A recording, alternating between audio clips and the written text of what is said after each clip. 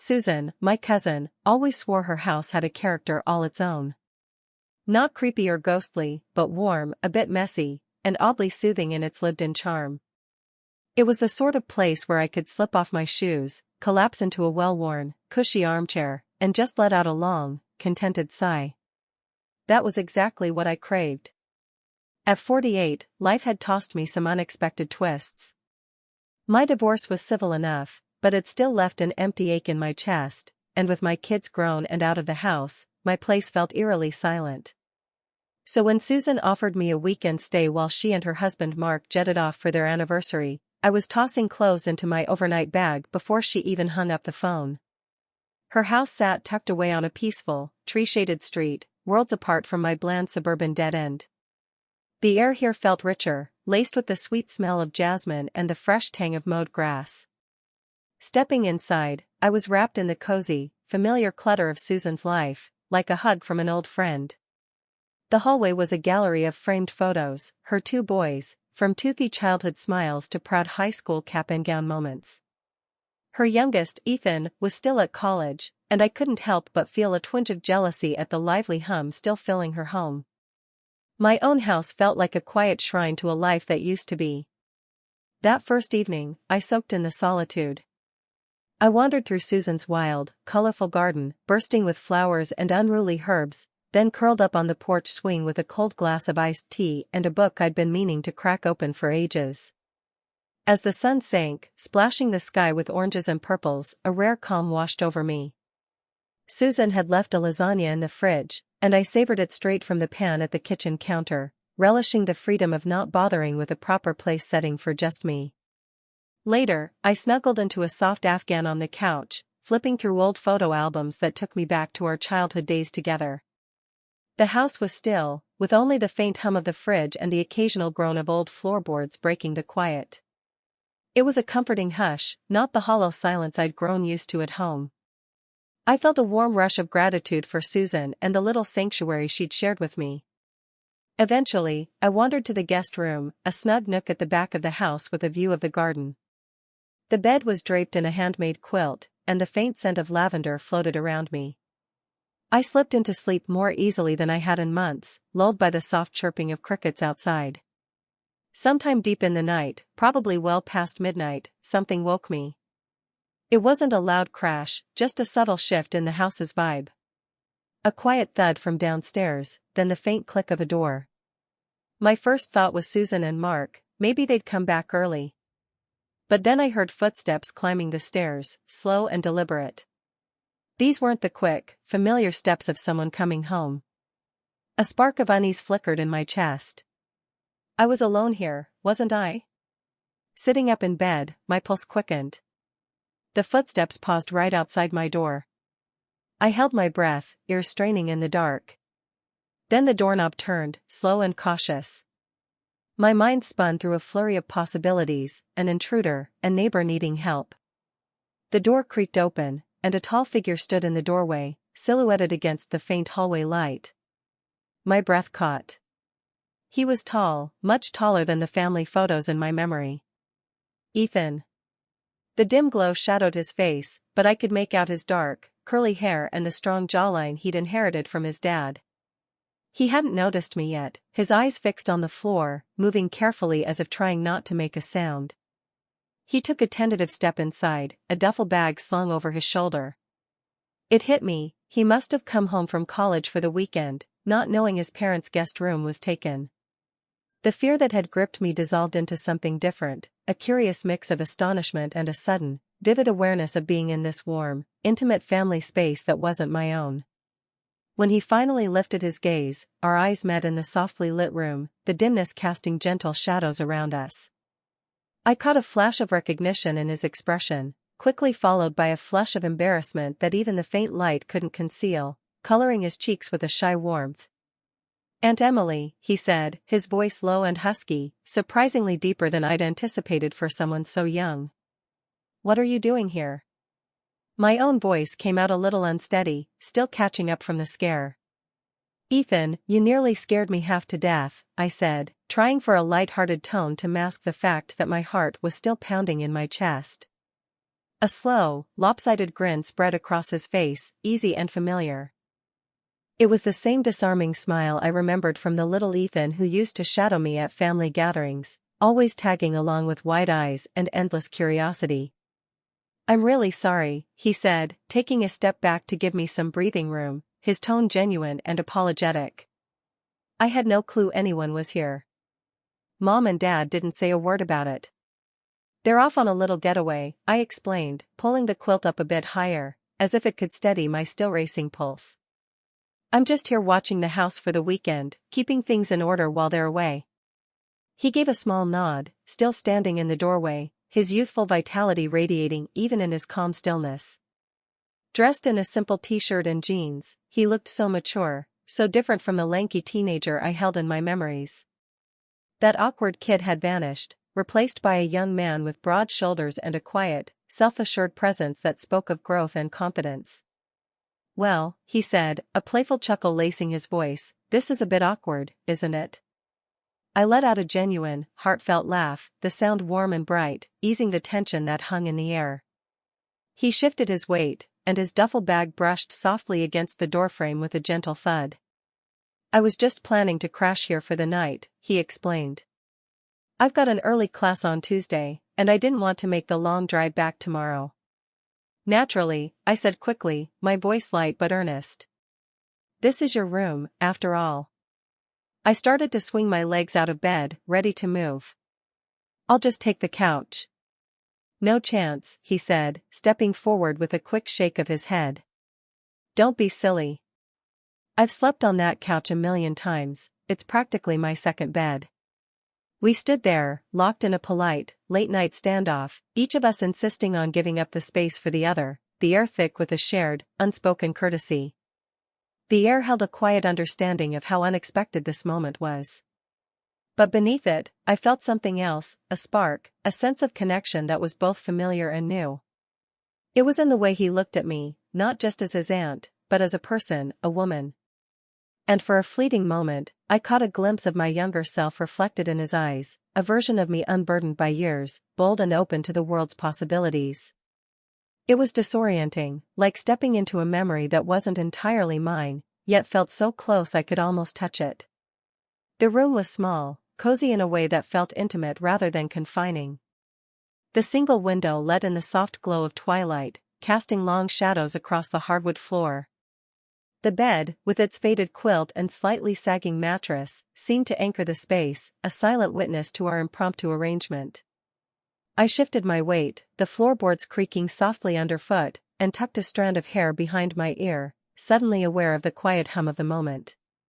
It was like a flashback to a time when anything seemed possible, late nights laughing with friends, whispered secrets under blankets, the thrill of stepping into the unknown. I hadn't felt that in years, not since life had layered itself with responsibilities and routines. But here, now, with him standing there, something stirred. A reckless, youthful impulse I thought I'd long outgrown. "How about this?" I said, a spur-of-the-moment idea sparking in my head. "This bed's plenty big for both of us, as long as you don't saw logs in your sleep." My voice carried a lightness I hadn't planned, a playful challenge that hung in the air between us. His face lit up with a surprised, boyish grin, the kind that made his eyes crinkle at the corners and reminded me of the kid he used to be, even though he was far from that now. "Deal, but no guarantees," he teased, his voice warm with amusement. He let his duffel bag slide to the floor by the door with a soft thud, the sound punctuating the moment like a period at the end of a sentence. He moved toward the other side of the bed, his steps casual but deliberate, and I caught the faintest hint of his cologne, something woodsy, understated, yet enough to make the air feel a little heavier. I busied myself with straightening the quilt, smoothing out wrinkles that didn't need smoothing, just to give my hands something to do. My heart gave a quick, unexpected flutter, and I scolded myself silently. This was my nephew, for heaven's sake. But he wasn't the lanky teenager I remembered anymore. He was taller now, broader, with a quiet confidence that seemed to fill the room without trying. The way he carried himself, the easy way he laughed, it was like seeing someone new overlaid on someone I'd always known. "So, what's the plan for tomorrow?" he asked, kicking off his shoes and sitting on the edge of the bed. The mattress dipped slightly under his weight, and I felt the shift in the air, like the moment was tilting towards something I couldn't quite name.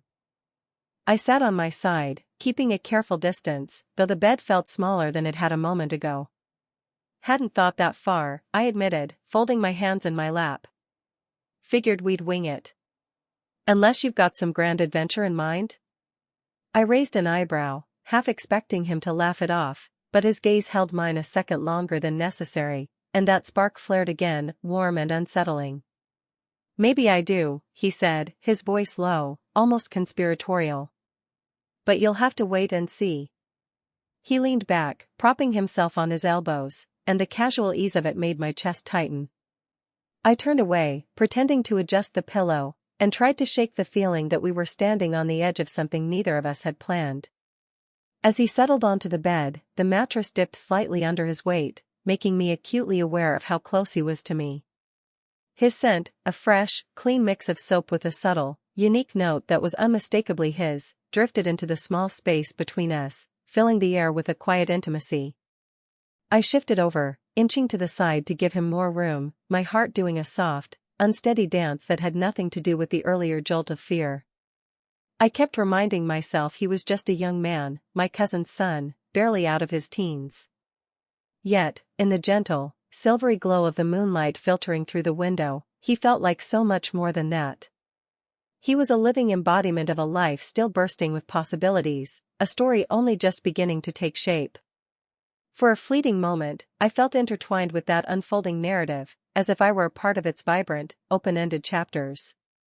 He slid under the covers beside me, and the air around us seemed to buzz with a subtle, almost tangible energy, alive with the unspoken connection forming in the quiet of the night.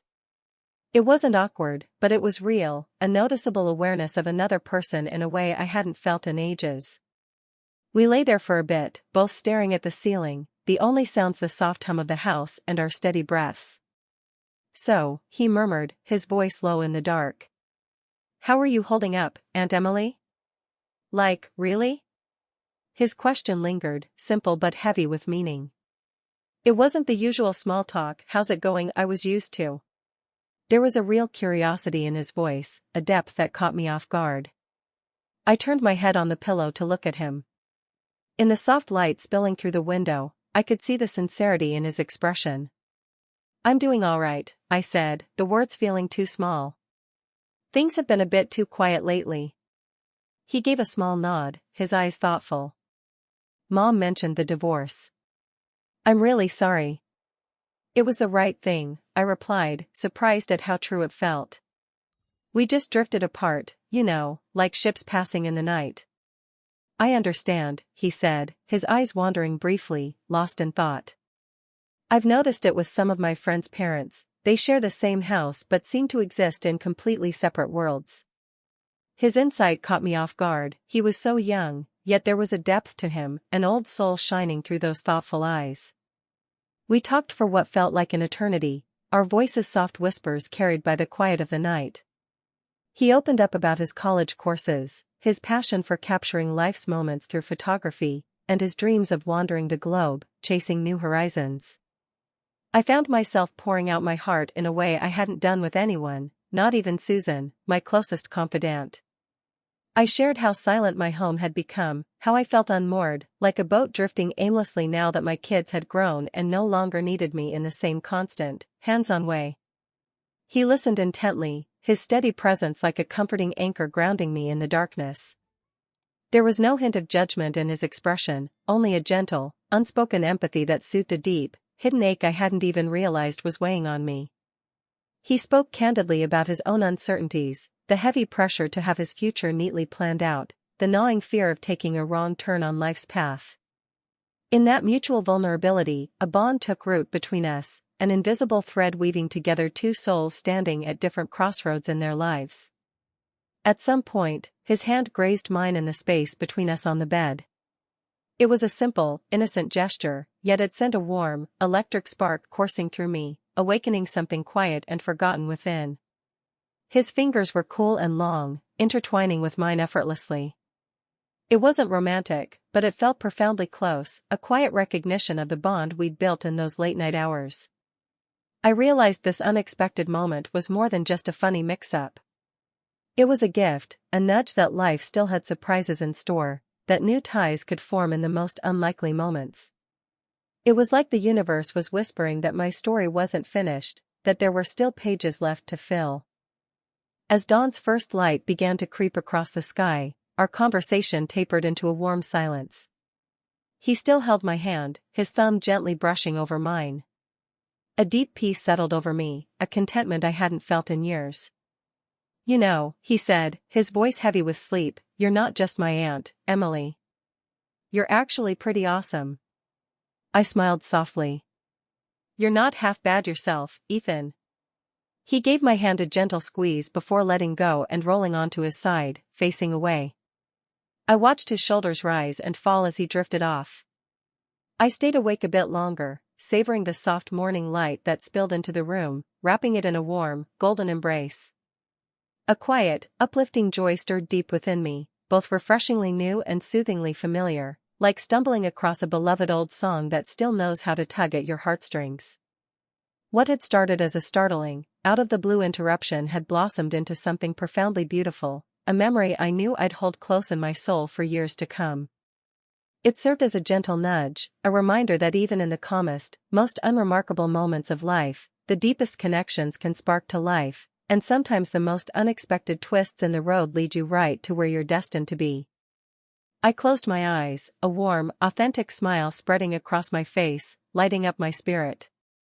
For the first time in what seemed like an eternity, I felt genuinely excited, brimming with anticipation for what the new day might bring.